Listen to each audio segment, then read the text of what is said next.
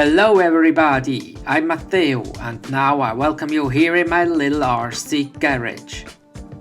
Now I would like to give you some information and my thoughts and opinion of the new Axial SCX10 I've already a few hours of driving on this rig and I gained some first impressions. First, I have to say the truck works really well on the trails. To be honest, I have not expected anything else from an Axial, but this is my first ever Axial. The portal axles and the bigger ground clearance resulting in this is a big advantage on rough terrain. The tires works not bad, but they could be a bit softer. I think the good performance of the truck could be improved by using softer tires or softer foam inserts. The dampers work still fine after about 10 hours of driving. It looks as they do not leaking so much. But in my opinion, every oil damper leaking a bit and needs some maintenance from time to time. But here I cannot see something unusual. But I have already changed the springs. I have now installed the harder springs on the left side. This because the truck have pretty much torque twist. It compresses always the left rear end, and with this spring setup I can counteract this effect. Here you can see how much torque twist it has by fast acceleration. Now let's talk about the transmission. There are so much discussions about clicking noises on the internet. Some say that also when everything is correct built, the gearbox would have a strong clicking noise. But I have to say, I do not found any strange sound on this gearbox. Of course, every gearbox have its own characteristic noise. And this one is a really complex transmission. So the noise may be a bit different from others, but nothing strange in my opinion. I have here some scenes without music to be able to hear the gears.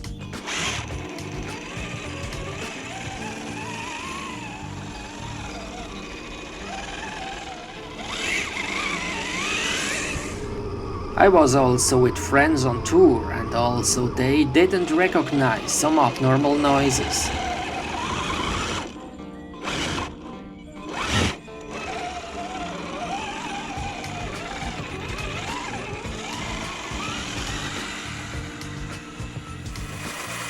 How about the 2-speed transmission? Basically the 2-speed shift works well. I had no problems so far. Also no issues with the servos. Now it's on the first gear.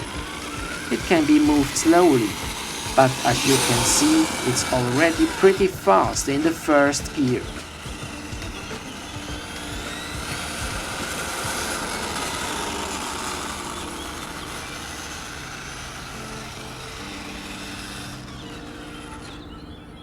Now I switch to the second gear and let's go.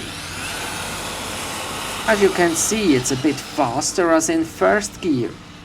So for me the truck is in the first gear fast and in the second gear faster. The difference between the two gears is very low. This is a bit sad. I really like 2-speed transmissions to have a low first gear and a fast second gear. But here the two gears are nearly equal. I hope Axial releases an optional set of gears to get a slower first gear.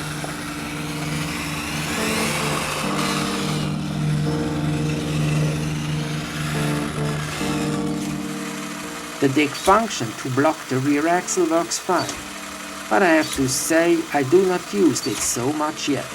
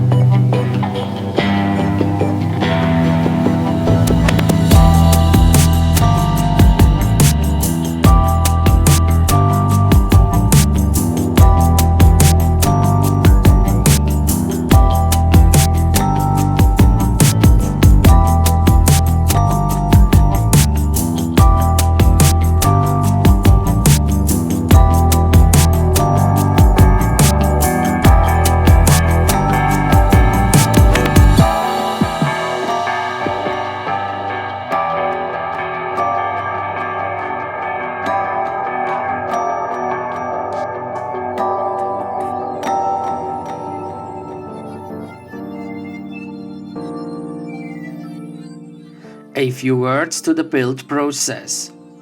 The manual have some small errors and some steps are not really well explained.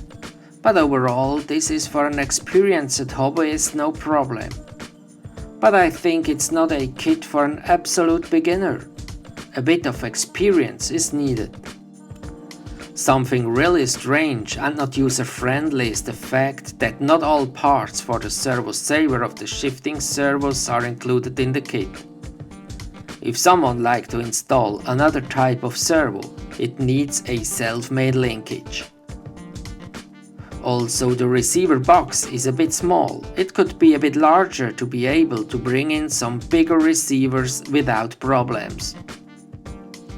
But these are only small minus points. The used materials are all first class. The very solid steel links, steel pivot balls, and steel universals. All gears are made in metal, and everything is equipped with sealed ball bearings. All this makes it to the one of the strongest rigs I have. And something what I really like are the inner fenders. These do not only protect the inner parts from dirt, it's an immense advantage for its scale look of the truck. Anyhow, one of the best things on this rig is the body. It's extremely detailed with a lot of hard plastic details on the polycarbonate shell. The fenders, these hoods on the cowling, wipers,